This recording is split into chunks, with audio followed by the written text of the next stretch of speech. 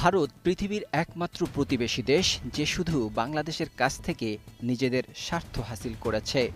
আর এই স্বার্থ হাসিল করতে এমন কোনো সুযোগ নেই যা ভারত বাংলাদেশের কাছ থেকে আদায় করেনি।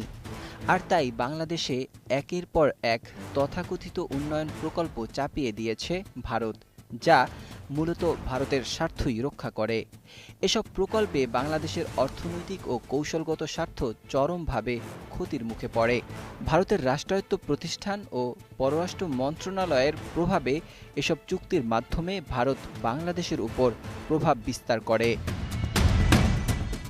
তবে এবার এসেছে পরিবর্তন। বাংলাদেশের ক্ষমতায় এখন বিশ্ব খেলোয়াড় ডক্টর মোহাম্মদ ইউনূস। আর তাই ২০২৪ সালে বাংলাদেশের রাজনৈতিক নেতৃত্বে পরিবর্তনের সঙ্গে সঙ্গে দৃঢ় অবস্থান গ্রহণ করে অন্তর্বর্তী সরকার। এই প্রথমবারের মতো বাংলাদেশ ভারতের চোখে চোখ রেখে কথা বলে, হুঁশিয়ারি দেয় দেশের স্বার্থবিরোধী কোনো প্রকল্প চলবে না। আর এই ঘোষণার পরই একসাথে ভারতের সাথে সম্পৃক্ত ১০টি বড় প্রকল্প বাতিল করা হয়। এসব প্রকল্পের মধ্যে প্রথমেই আসে ভারতের ত্রিপুরা চট্টগ্রাম রেল সংযোগ। ভারতের একচেটিয়া সুবিধার জন্য ত্রিপুরা হয়ে চট্টগ্রাম ও মোংলা বন্দরের রেল সংযোগ স্থাপনের পরিকল্পনা ছিল। বাংলাদেশ বিনামূল্যে এই ট্রানজিট সুবিধা দিতে বাধ্য হয়।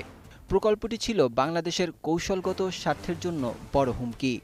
দ্বিতীয়ত, অভয়পুর আখাউড়া রেলপথ সম্প্রসারণ। ভারতের সামরিক ও বাণিজ্যিক রসদ পরিবহনের সুবিধার্থে এই প্রকল্প গ্রহণ করা হয়, যা বাংলাদেশের কৌশলগত নিরাপত্তার জন্য ছিল হুমকি। এছাড়া আশুগঞ্জ আগরতলা করিডোর ভারতীয় পণ্য পরিবহনে ব্যবহৃত হলেও বাংলাদেশের খরচে নির্মাণ করা হয় এই রাস্তা। এসব প্রকল্প বাতিল করে দেয় অন্তর্বর্তী সরকার। এসব প্রকল্পে আরও রয়েছে ফেনী নদী জল ব্যবস্থাপনা প্রকল্প। ফেনী নদীর পানি ব্যবহারের অধিকার নিয়ে ভারত বরাবর বাংলাদেশকে চাপে রেখেছিল। অথচ ভারতের ভূখণ্ডে এই নদীর উৎস না থাকা সত্ত্বেও ভারত জোর করে পানি নিয়ে যাচ্ছিল। এই চুক্তি পুনর্বিবেচনার ঘোষণা দিয়ে প্রকল্প বাতিল করা হয়। এছাড়া কুশিয়ারা নদীর পানি বন্টন চুক্তির অনুসারী প্রকল্প। ভারতের চাপ ছিল বাংলাদেশের অংশ থেকে আরও পানি উত্তোলন করবে তারা। কিন্তু দেখা যায় এই পানি বন্টনের কোনো বাস্তব সমন্বয় হয়নি। বাংলাদেশের কৃষকরা ক্ষতিগ্রস্ত হচ্ছিল। তাই বাংলাদেশ সরকার এই প্রকল্প বাস্তবায়ন বন্ধের সিদ্ধান্ত নেয়। এর মধ্যে আরও ছিল বন্দর ব্যবহারের চুক্তির আওতাভুক্ত সড়ক ও নৌপথ উন্নয়ন প্রকল্প।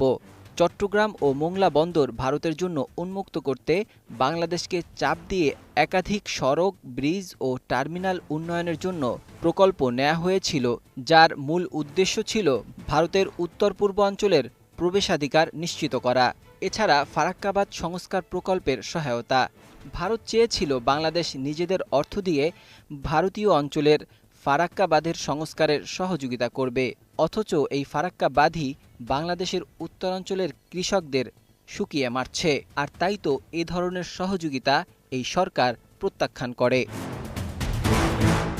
সিলেট শিবচর সংযোগ প্রকল্প। এই সড়ক নির্মাণের মাধ্যমে ভারত বাংলাদেশের ভেতর দিয়ে উত্তর পূর্বাঞ্চলে সরাসরি প্রবেশ করতে চেয়েছিল। কৌশলগত দিক থেকে এটি ছিল অত্যন্ত বিপজ্জনক। বাংলাদেশ সেনাবাহিনী নিরাপত্তা ঝুঁকি চিহ্নিত করে এই প্রকল্পটি বাতিলের সুপারিশ করে এবং সরকার দ্রুত কার্যকর করে। প্রকল্প বাতিলের তালিকায় আরও রয়েছে পেট্রোলিয়াম পাইপলাইন সম্প্রসারণ প্রকল্প।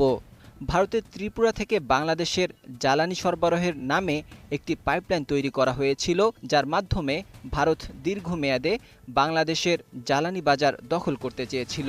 তবে এসবের মধ্যে সবচেয়ে গুরুত্বপূর্ণ ছিল চট্টগ্রাম ও মোংলা বন্দর ব্যবহারের চুক্তির নতুন ধারা। ভারত চেয়েছিল এই দুই বন্দর দীর্ঘমেয়াদে তাদের একচেটিয়া ব্যবহার নিশ্চিত করতে।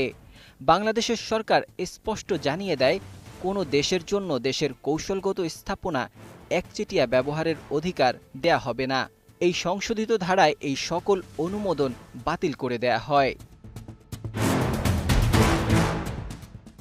বাংলাদেশের এসব পদক্ষেপে কেঁপে ওঠে মোদির মসনদ।